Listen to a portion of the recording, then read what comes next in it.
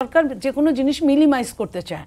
তো সরকারের যদি সংস্থার লোকরা যদি চায় যে এখানে কোনো দ্বন্দ্ব না হোক, যুদ্ধ না হোক, কোনো রকম নোংরামি না হোক, তাহলে কিন্তু প্রথমেই বলতো যে না, এই টাইমটা এখন হয় না, আরও কিছুদিন পরে আপনারা মিটিং করেন, এখনই এইখানে মিটিংটা করেন না, এটা তো বলতে পারতো। আমাদের তো অনেক সময় বিগত সরকারের সময় মিটিং করতে দেওয়া হয় নাই, 3 জন লোক একসঙ্গে দাঁড়াতে দেয় নাই।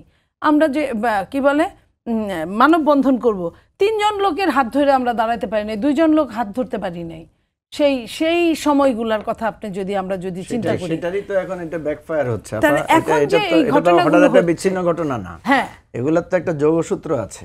এই জিনিসগুলোর এই কথাটাই আমি বলছিলাম। আপনার লতিফ সিদ্দিকীরা কি আপনাকে যখন দাঁড়াইতে দেয় নাই, তখন তুই লতিফ সিদ্দিকীরা এসে মিটিং করছিল, প্রতিবাদ করছিল, মুক্তিযুদ্ধ কিছু করে নাই। কিন্তু তুমি অধম তাই বলি আমি উত্তম হইব না, আমি প্রশ্ন বলছি।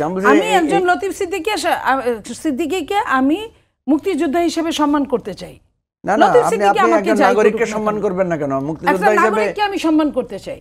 সেই সম্মানটা আমার কথা হচ্ছে যে ওইখানে গোয়েন্দা সংস্থা, ওইখানে পুলিশ কেন দিল পারমিশন? যদি দিলই পারমিশন, তাহলে রাষ্ট্র কেন তাকে সেভ করতে পারলো না?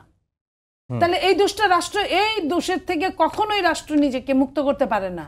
যে রাষ্ট্র 13 মাসের রাষ্ট্রে, যে রাষ্ট্র একটা মবকে বন্ধ করতে পারে নাই, একটা মবের বিচার করতে পারে নাই,